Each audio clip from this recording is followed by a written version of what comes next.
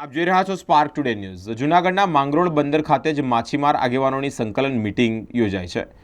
દરિયામાં થતી light fishing, ગેરા fishing સહિત ગેરકાયદેસર ફિશિંગની તાત્કાલિક બંધ કરવાની ચર્ચાઓ કરવામાં આવી હતી। ત્યારે માંગરોળ બંદરના સોમનાથ ભવન ખાતે જ ઓખા, પોરબંદર, વેરાવળ, ભીડિયા, માંગરોળ સહિત ગામોના જે માછીમારો છે તે ભેગા થયા હતા અને આગેવાનોની સંકલન મીટિંગ યોજાઈ હતી। આ મીટિંગમાં ખાસ તો હાલ ગુજરાતના દરિયામાં જ રાક્ષસી પદ્ધતિથી ચાલતી લાઇન ફિશિંગ, લાઇટ ફિશિંગ અને સહિત માછીમારોના કેટલાક પ્રશ્નો અંગે ચિંતા પણ વ્યક્ત કરી હતી।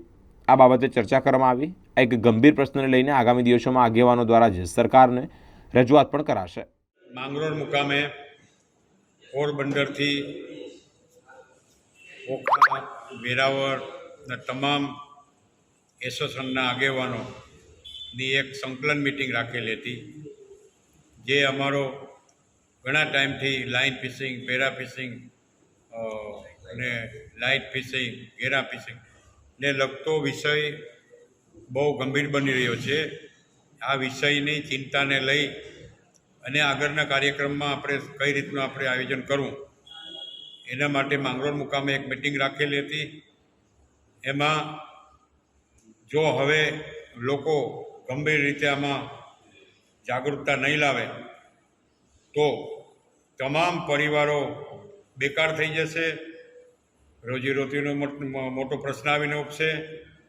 એટલે મારી એક નમ્ર વિનંતી છે કે દરેક માછીમાર સમાજ આ કાર્યક્રમમાં જાગૃતતા રાખે, સાથ સહકાર આપે એવી મારી માંગરોળ ખારવા સમાજ પરસોત્તમભાઈ પટેલ તરીકે નમ્ર વિનંતી છે। સોમનાથ ભવનમાં ભેગા થયા છો તો ક્યાંથી અહીંયા આવ્યા છે અને કોણ કોણ છે? અત્યારે અમારા પોરબંદરથી આગેવાનો આવેલા છે, માંગરોળથી છે, વેરાવળ ફાઉન્ડેશન સમાજ, વેરાવળ ભીડિયા કોળી સમાજ, વેરાવળ ભીડિયા ખારવા સમાજ, આટલા લોકો આગેવાનોને ઇમરજન્સીમાં અમે અહીંયા સંકલન માટે બોલાવેલા છે।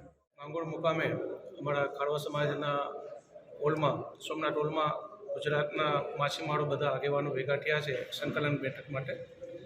આ બેઠક અગાઉ જે પોરબંદર અમારે ભારગામ સમાજના અધ્યક્ષસ્થાને મિટિંગ લેવાઈ હતી, એ મિટિંગમાં અમે બધા લોકોએ જે ગુજરાતના માછીમારોને અત્યારે પારાવાર મુશ્કેલી છે, એમાં સૌથી મોટી મુશ્કેલી નિર્માણ થઈ છે અત્યારે લાઇન ફિશિંગ અને લાઇટ ફિશિંગ। એને કેન્દ્ર સરકાર દ્વારા બાન કરેલી છે અને એના પર પ્રતિબંધ મૂકેલું છે, છતાંય બી અમુક લોકો, ચોક્કસ લોકો દ્વારા કરવામાં આવે છે।